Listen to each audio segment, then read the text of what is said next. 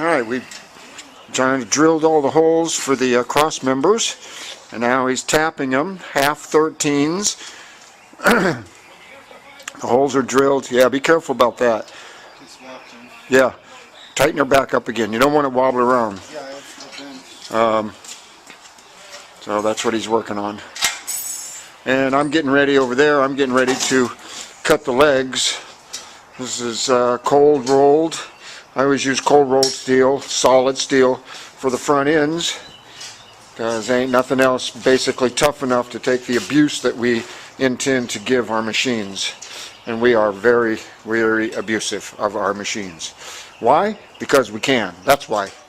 We are setting this up, getting everything square and in the exact right position. We measure, set it, measure it some more. And when we get it exactly where we want it, then we will weld the cross members in. Now, here it is, it's finished. Needs to be cleaned.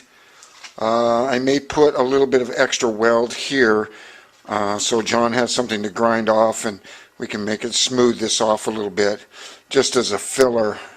You know, the welding itself is done. Now we just need to fill it in a little bit. Other than that, the welding is done.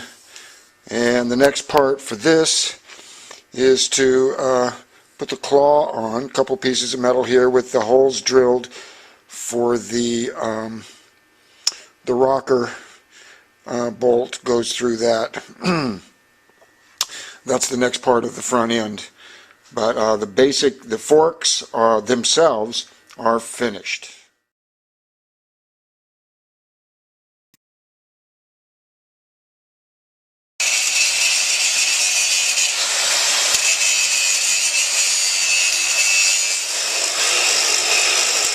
What he's doing is cleaning the ends of the cross members of the front end, and we're making the cross members and the triple trees the exact same length. Those four parts have to be precisely the same. Now, this is how we're doing it because it's the only way we have of doing it. I don't have a milling machine that will do what we need to do properly. We don't know how to do it anyway, so it's old school, but it works. If you're careful, take your time, work at it a little bit, you'll be just fine. They'll all be the exact same length. Okay, so now we're drilling 27/64s is the drill size for half 13 bolts. That's the tap size for half 13s. Now the cross members to the front end and the triple trees are all exactly the same width.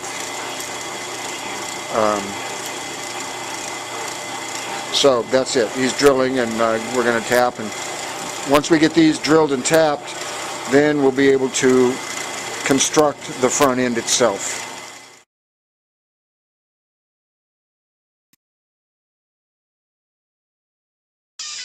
Now when I'm drilling the same hole through multiple pieces of metal, I always weld the pieces together, and that way the holes are exactly in the same place on each piece. And there this is the rocker. We'll cut this and we'll drill the hole for the bearings up here.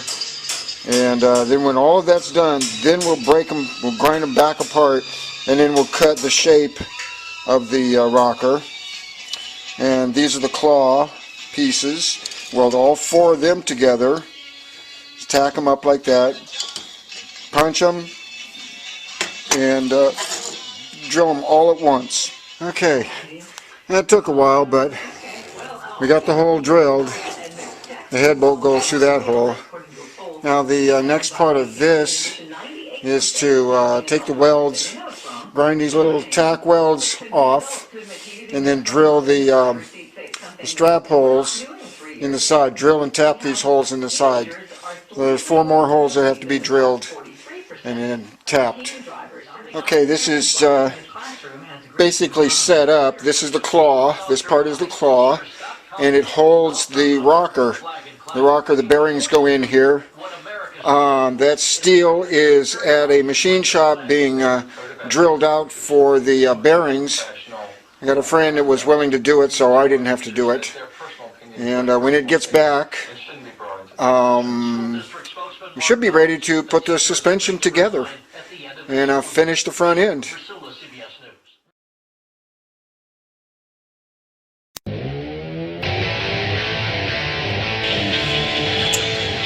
Today we're trying to put the suspension onto the front end, and just FYI, I use a solid girder front end and a suspension system at the bottom of the front end.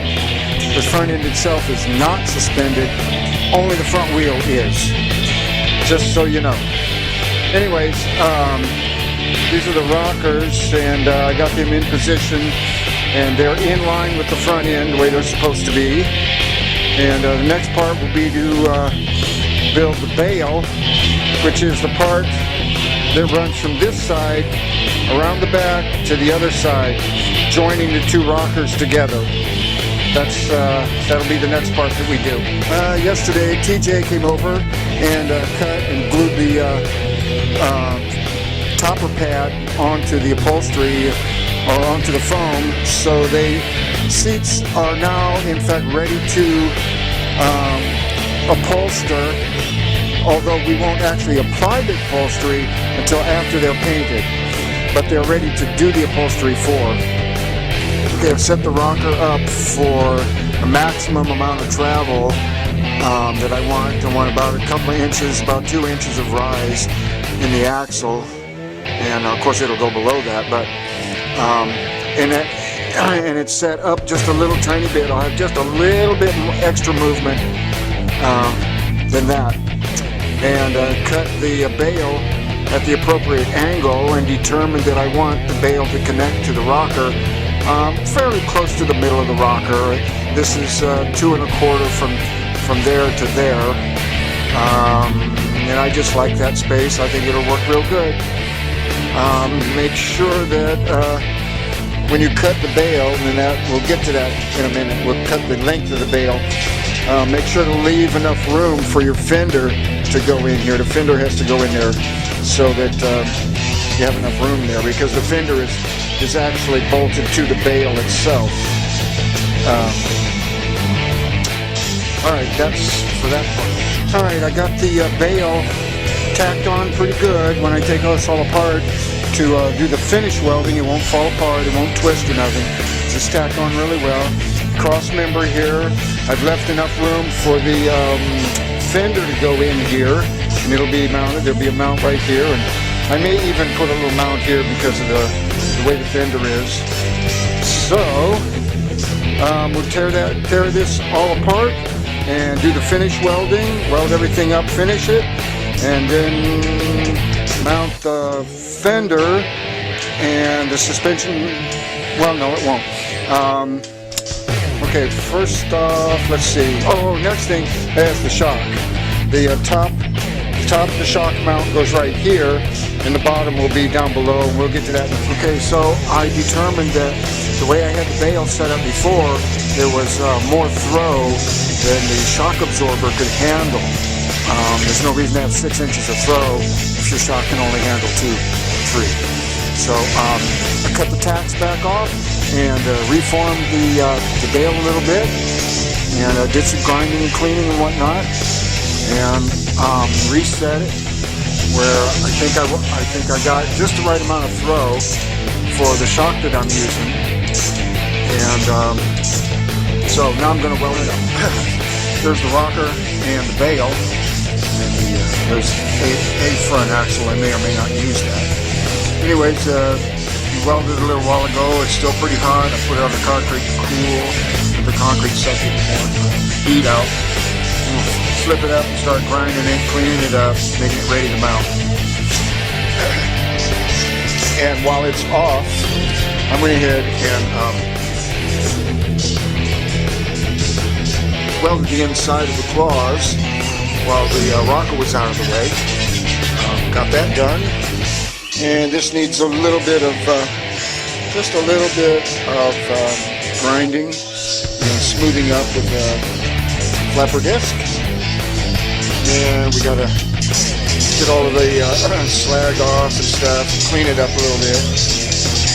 Did that with a flapper disc too. Clean all these sections up. Oh, I still got a weld up here, don't I? I promised him I would do that. Well, I'll do that right now. Okay, I'll weld up there. Alright, so I used the flapper disc and got these nice and smooth as a baby's butt. And all the weld impurities are taken out, at least I hope they are. So there's the rocker and the bale.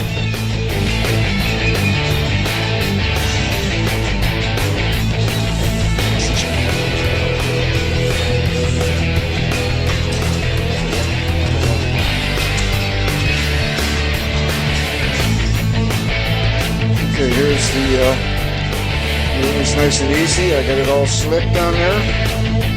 And the next thing is to mount the shock on there. I like to use this little short shock, and it'll be right along in here someplace. So the mount goes right there.